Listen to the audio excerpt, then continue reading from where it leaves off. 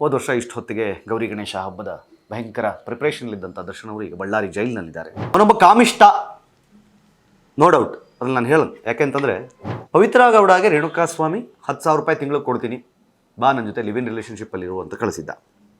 Rate ಕೇಳಿದ್ದ. ರೇಣುಕಾಸ್ವಾಮಿಯನ್ನು ಶೆಡ್ಡಿಗೆ ಕರೆಸಿದ ಮೇಲೆ ಅವನ ಮೊಬೈಲನ್ನು ಕೈಯಲ್ಲಿ ಇಟ್ಕೊಂಡು ಅವನ ಪ್ರತಿ ಮೆಸೇಜ್ಗಳನ್ನು ಓದಿ ಅವನ ಎದೆಗೆ ಮತ್ತು ಅವನ ಮರ್ಮಾಂಗಕ್ಕೆ ಒದಿತಾ ಇದ್ರಂತೆ. ಅವನ ಸಾವು, ಅವನ ಹಣೆ ಬರ, ಅವನ ಅತ್ಯಂತ ಕೆಟ್ಟ ಸಾವು ಬರೆದಿದ್ದು ಆ ಶೆಡ್ಡಲ್ಲಿ. ಯಾಕೆ ಬೇಕಿತ್ತು?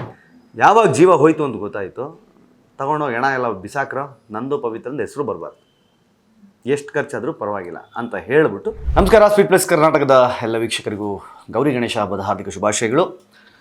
ಹಬ್ಬ ಒಂದು ಕಡೆ, ಮತ್ತೊಂದು ಕಡೆ ರೋದನೆ, ಮತ್ತೊಂದು ಕಡೆ ವ್ಯಥೆ. ನಮಗಲ್ಲ ಅಂದರೆ ಹೇಳ್ತಾ ಇರೋದು, ಒಂದು ರೇಣುಕಾ ಸ್ವಾಮಿ ಕುಟುಂಬದಲ್ಲಿ ರೋದನೆ, ದರ್ಶನ್ ಅವರ ಫ್ಯಾಮಿಲಿಯಲ್ಲಿ ಯಾತನೆ. ಹೋದ ವರ್ಷ ಇಷ್ಟು ಹೊತ್ತಿಗೆ ಗೌರಿ ಗಣೇಶ ಹಬ್ಬದ ಭಯಂಕರ ಪ್ರಿಪ್ರೇಷನ್ಲಿದ್ದಂಥ ದರ್ಶನ್ ಅವರು ಈಗ ಬಳ್ಳಾರಿ ಜೈಲಿನಲ್ಲಿದ್ದಾರೆ. ಚಾರ್ಜ್ ಶೀಟ್ ಆದಮೇಲೆ ಸಾಕಷ್ಟು ಚರ್ಚೆಗಳಾಗ್ತಾ ಇದೆ ಮಾಧ್ಯಮಗಳಲ್ಲಿ, ಏನಾಗಿದೆ, ಏನು ಕತೆ, ಏನೇನು ರಿಪೋರ್ಟ್ಸ್ ಬಂದಿದೆ ಅಂತ.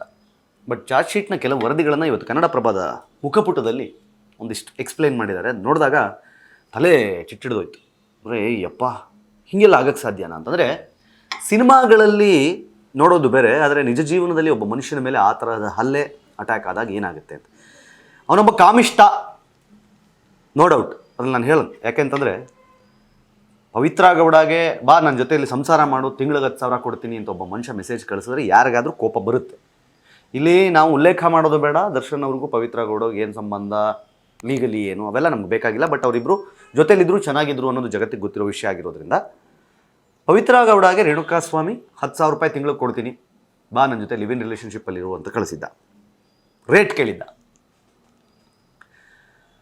ಗೊತ್ತಿಲ್ಲ ಆ ಮನುಷ್ಯನಿಗೆ ಅದು ಯಾವ ಚಟವೋ, ಅದು ಏನು ಕಾರಣವೋ, ಆ ಸಾವು ಅವನಿಗೆ ಮಾಡಿರೋ ಅವನಂಥ ಕೆಲಸಗಳನ್ನು ಮಾಡಿರೋದ್ರಿಂದಾನೇ ಆ ಸಾವು ಅವನು ಹುಡ್ಕೊಂಡು ಬಂತೋ ಗೊತ್ತಿಲ್ಲ. ಬಟ್ ಆದರೆ ಒಬ್ಬ ವ್ಯಕ್ತಿ ಮಾಡುವ ಒಂದು ಮೆಸೇಜ್ ಜೀವನದಲ್ಲಿ ಯಾವ ಹಂತಕ್ಕೆ ತೊಗೊಂಡು ಹೋಗಿ ನಿಲ್ಲಿಸಬಹುದು ಅಂತ. ಹಾಗೆಯೇ ಒಬ್ಬ ವ್ಯಕ್ತಿ ಮಾಡುವ ಒಂದು ಮೆಸೇಜ್ನ ಒಬ್ಬ ಮನುಷ್ಯ ಸೀರಿಯಸ್ ಆಗಿ ತೊಗೊಂಡ್ರೆ ಅವನ ಜೀವನ ಎಲ್ಲಿಗೆ ಹೋಗಿ ನಿಂತ್ಕೊಳ್ಳುತ್ತೆ ಅನ್ನೋದಕ್ಕೆ ಸ್ಪಷ್ಟ ಉದಾಹರಣೆ ಈ ಕೇಸು. ದರ್ಶನ್ ಅವರು ಅವತ್ತಿನ ದಿನ ಶೆಡ್ಡಲ್ಲಿ ಅವನ ಮೊಬೈಲನ್ನು ತೊಗೊಂಡು, ಅಂದರೆ ರೇಣುಕಾಸ್ವಾಮಿಯನ್ನು ಶೆಡ್ಡಿಗೆ ಕರೆಸಿದ ಮೇಲೆ ಅವನ ಮೊಬೈಲನ್ನು ಕೈಯಲ್ಲಿ ಇಟ್ಕೊಂಡು ಅವನ ಪ್ರತಿ ಮೆಸೇಜ್ಗಳನ್ನು ಓದಿ ಅವನ ಎದೆಗೆ ಮತ್ತು ಅವನ ಮರ್ಮಾಂಗಕ್ಕೆ ಒದಿತಾ ಇದ್ರಂತೆ. ಓದಿ ಏನೋ ಹಿಂಗೆ ಕಳಿಸ್ತೀಯಾ, ಏನೋ ಇವ್ರಿಗೆ ಇದನ್ನು ಕಳಿಸಿದ್ಯಾ ಗೊತ್ತಿಲ್ಲ. ಅಂದರೆ ಒಬ್ಬ ವಿಮನೈಸರ್ ಅವನು ಅನ್ನುವ ಕಾರಣಕ್ಕೆ ಆ ಕೋಪದಿಂದ ದರ್ಶನ್ ಅವರು ಹೊಡೆದ್ರ, ಅಥವಾ ಪವಿತ್ರ ಬಗ್ಗೆ ಗೊತ್ತಿದ್ದೂ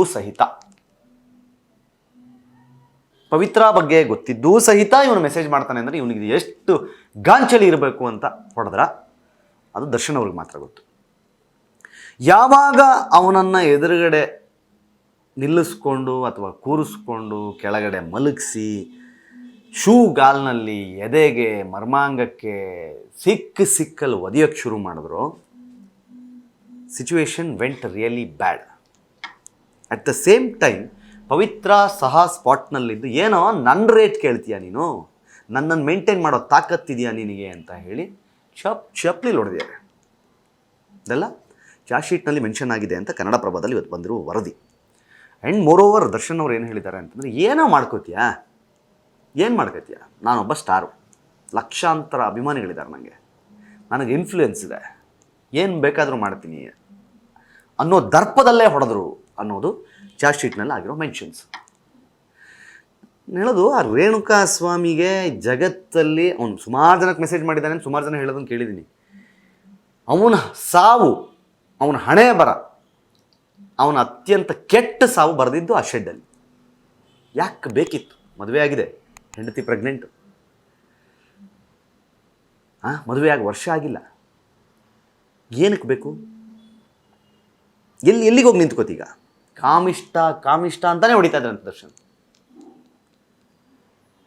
ಯಾಕೆ ಪವಿತ್ರ ಗೌಡಗೆ ನಿನ್ನ ರೇಟ್ ಎಷ್ಟು, ಬಾ ನನ್ನ ಜೊತೆ ಲಿವಿಂಗ್ ಟುಗೆದರಲ್ಲಿರು, ಯಾಕೆ ಬೇಕು?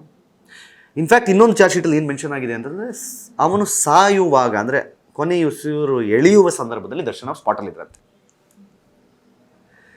ಯಾವಾಗ ಜೀವ ಹೋಯ್ತು ಅಂತ ಗೊತ್ತಾಯಿತು, ತಗೊಂಡೋಗಿ ಹೆಣ ಎಲ್ಲ ಬಿಸಾಕ್ರ, ನಂದು ಪವಿತ್ರಂದು ಹೆಸರು ಬರಬಾರ್ದು, ಎಷ್ಟು ಖರ್ಚಾದರೂ ಪರವಾಗಿಲ್ಲ ಅಂತ ಹೇಳಿಬಿಟ್ಟು ಅಲ್ಲಿಂದ ಹೋಗಿದ್ದಾರೆ.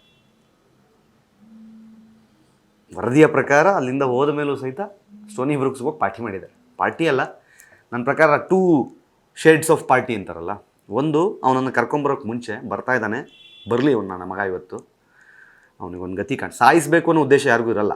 ಬಟ್ ಅದು ಎಣ್ಣೆ ಏಟಲ್ಲಾಗಿದೆಯೋ ಮತ್ತೊಂದರಲ್ಲಾಗಿದೆಯೋ ಆಗಿದೆ. ಯಾವಾಗ ದರ್ಶನ್ ಅವ್ರು ಹೊಡೆದು ನಿಲ್ಸೋಕ್ಕೆ ಶುರು ಮಾಡಿದ್ರು, ಜೊತೆಲಿದ್ದವ್ರೆ ಏನು ಅದಕ್ಕೆ ಮಾಡ್ತೀಯ ಮೆಸೇಜು ಅವರು ಬಿಟ್ಟವ್ರೆ. ಒಂದೊಂದು ಶಾಟ್ ನೀವು ಯೋಚನೆ ಮಾಡಿ, ಎಲ್ಲಿಂದ ಬೀಳ್ತದೆ ಅಂತ ಗೊತ್ತಿರಲ್ಲ ಹೊಡೆತ. ಅದು ಬೀಳ್ತಿರೋದು ಎಲ್ಲಿಗೆ? ಎದೆಗೆ, ಮರ್ಮಾಂಗಕ್ಕೆ, ವೃಷಣಕ್ಕೆ. ತಡ್ಕೊಳಕ್ಕಾಗುತ್ತ ಆ ಹೊಡೆತಗಳನ್ನ? ನೋಡಿರಲ್ಲ ಒಬ್ಬೊಬ್ರು ಹೆಂಗಿದ್ದಾರೆ ಅಂತ. ಸತ್ ಮೇಲೆ ಏನಾಗಿದೆ ಗೊತ್ತಿರಲಿಲ್ಲ ಅನ್ಸುತ್ತೆ ಅವ್ರಿಗೂ, ಸತ್ಯ ಹೋಗ್ಬಿಡ್ತಾನೆ ಅಂತ. ಅಥವಾ ಸಾಯಿಸಬೇಕು ಅಂತಲೇ ಕರ್ಕೊಂಬಂದ್ರೆ ಗೊತ್ತಿಲ್ಲ. ಸಾಯಿಸಬೇಕು ಅಂತ ಕರ್ಕೊಂಬಂದಿದ್ರೆ ಟ್ಯಾಕ್ಸಿ ಅವ್ನು ಬಂದಿದ್ದನ್ನು ಕಳಿಸ್ಬಿಟ್ರು ಅವರು. ಅವನು ರವಿನೋ ಯಾರೋ ಇಟ್ಟಿದ್ದಾನಲ್ಲ ಪಾಪ, ಅವನು ಗಾಡೀಲಿ ಟ್ಯಾಕ್ಸಿನ ಕರ್ಕೊಂಬಂದಲ್ಲ, ಅವ್ನು ಕಾಯ್ತಾ ಇದ್ದಿದ್ದೇನಕ್ಕೆ ಅಂದರೆ ವಾಪಸ್ ಕರ್ಕೊಂಡು ಹೋಗ್ಬೇಕು ಅಂತ. ಸಾಯಿಸಬೇಕು ಅನ್ನೋ ಉದ್ದೇಶ ಇರಲ್ಲ. ಬಟ್ ಹೊಡೆತಗಳು ಹೆಂಗೆ ಬಿದ್ದಿದ್ದಾವೆ ಅಂತಂದರೆ ಜೀವನೇ ಹೋಗಿದೆ. ಯಾವ ದೊಡ್ಡ ಸ್ಟಾರ್ ಆಗಲಿ, ಯಾವ ದೊಡ್ಡ ಪೊಲಿಟಿಷಿಯನ್ ಆಗಲಿ, ಎಷ್ಟೇ ಇನ್ಫ್ಲೂಯೆನ್ಸ್ ಇರಲಿ, ಏನೇ ಆಗಿರಲಿ, ಎಂಡ್ ಆಫ್ ದ ಡೇ ಕಾನೂನು ಪ್ರಕಾರ ತಪ್ಪೆ ಅನ್ನೋದು ದರ್ಶನ್ ಮ್ಯಾಟ್ರಲ್ಲಿ ಗೊತ್ತಾಗಿದೆ. ಯಾವ ಹಬ್ಬನೂ ಇಲ್ಲ, ಯಾವ ಸಡಗರವೂ ಇಲ್ಲ, ಯಾವ ಸಂಭ್ರಮವೂ ಇಲ್ಲ. ಇವತ್ತು ಬಳ್ಳಾರಿ ಜೈಲಿನಲ್ಲಿ ದರ್ಶನ್ ಅವರು ಡಿ ಬಾಸ್ ಜೈಲಲ್ಲಿದ್ದಾರೆ. ಇವತ್ತು ಗೊತ್ತಿಲ್ಲ, charge sheet will impact really big ಅಂತ ಅನ್ನಿಸ್ತಾ ಇದೆ ಮೇಲ್ನೋಟಕ್ಕೆ ನೋಡ್ತಾ ಇದ್ದರೆ. ಬಂದಿರುವ ಸಣ್ಣ ಪುಟ್ಟ ವಿಚಾರಗಳನ್ನೇ ಹಿಡ್ಕೊಂಡು ಮಾತಾಡೋದಾದ್ರೂ ಯಪ್ಪ ಈ ಥರ ಹಲ್ಲೆ ಮಾಡಿದಾರ, ಈ ಥರ ಹಿಂಸೆ ಆಗಿದೆಯಾ ಅನ್ನೋದೇ ಬರ್ತಾ ಇದೆ. ಅದರ ಆಚೆ ಕೆಲವರು ಮಾತಾಡೋದು, ಅವ್ನು ಯಾಕೆ ಮೆಸೇಜ್ ಮಾಡಬೇಕಾಗಿತ್ತು, ಅವನು ಯಾಕೆ ಹಂಗೆ ಮೆಸೇಜ್ ಕಳಿಸ್ಬೇಕಾಗಿತ್ತು. ಎಸ್, ಅವನೊಬ್ಬ ಕಾಮಿಷ್ಟ, ಅವನೊಬ್ಬ ಪಾಪಿ, ಅವನೊಬ್ಬ 3rd ಕ್ಲಾಸ್, ಅವನೊಬ್ಬ ವುಮನೈಸರ್, ಅವನೊಬ್ಬ ಚಪ್ಪರ್, ಅವನೊಬ್ಬ ಲೋಫರ್, ಎಲ್ಲ ಇಟ್ಕೊಳ್ಳೋಣ. ಹೇಳೋದು ಇದೇ ದರ್ಶನ್ ಅವರು ಚಿತ್ರದುರ್ಗದ SP ಫೋನ್ ಮಾಡಿ, ಸರ್ ನಿಮ್ಮ ಲಿಮಿಟ್ಸಲ್ಲಿ ಒಬ್ಬ ಹಿಂಗಿದ್ದಾನೆ, ಅವನು ಹಿಂಗೆ ಮಾಡ್ತಾಯಿದ್ದಾನೆ ಅಂದಿದ್ರೆ ಅವನಿಗೆ ಕಟ್ಟಿರೋರು ಏನು ಕಟ್ಟಬೇಕು ಅದನ್ನು ಕಟ್ಟಿ ಅವ್ನ ಲೈಫಲ್ಲಿ ಮತ್ತೆ ಮೊಬೈಲ್ದು ಹಿಂಗೆ ಟೈಪ್ ಮಾಡೋಕ್ಕೆ ಮುಂಚೆ ಯೋಚನೆ ಮಾಡಬೇಕು. ಹಾಗೆ ಹೆಬ್ಬೆಟ್ಟಿಗೆ ಪಾಠ ಕಲಿಸಿರೋರು. ದರ್ಶನ್ ಅವ್ರು ಫೋನ್ ಮಾಡಿ ಹೇಳಿದ್ದಿದ್ರೆ SP ಆಗಿರ್ಬೋದು, ಯಾವುದೋ ಆ ಲಿಮಿಟ್ಸ್ನ ಇನ್ಸ್ಪೆಕ್ಟರ್ ಆಗಿರ್ಬೋದು, ಕಾನೂನು ಪ್ರಕಾರ ಏನು ಮಾಡಬೇಕು ಅದನ್ನು ಮಾಡ್ತಾಯಿದ್ರು. ಸುಮ್ಮನೆ ಒಂದೊಂದು ಕಂಪ್ಲೇಂಟ್ ಬರೆದಾಕಿದ್ರು ಆಗಿತ್ತು, ಹಿಂಗೆ ಮಾಡ್ತಾಯಿದ್ದಾನೆ ಅಂತ. ಇವತ್ತು 3991 ಪುಟಗಳ ಚಾರ್ಜ್ ಶೀಟ್. ಅನ್ಫಾರ್ಚುನೇಟ್, ಏನು ಮಾಡೋಕ್ಕಾಗಲ್ಲ. ಸೊ ಬಟ್ ಆಗಿದೆ, ವಿಧಿ ಎದುರಿಸಲೇಬೇಕು. ರೇಣುಕಾಸ್ವಾಮಿ ಕುಟುಂಬವೂ ಎದುರಿಸಬೇಕು. ರೇಣುಕಾಸ್ವಾಮಿ ಮಾಡಿದ ತಪ್ಪಿಗೆ ದರ್ಶನ್ ಕುಟುಂಬವೂ ಎದುರಿಸಬೇಕು, ದರ್ಶನ್ ಅವರು ಮಾಡಿದ ತಪ್ಪಿಗೆ. ನೋಡ್ತಾ ಇದ್ದೀವಿ ಸ್ಪೀಡ್ ಪ್ಲಸ್ ಕರ್ನಾಟಕ. ಇದು ನಿಮ್ಮಿಂದ ನಿಮಗಾಗಿ, ನಿಮಗೋಸ್ಕರ ಮತ್ತೆ ಸಿಗ್ತೀನಿ. ನಮಸ್ಕಾರ. Speed plus Karnataka.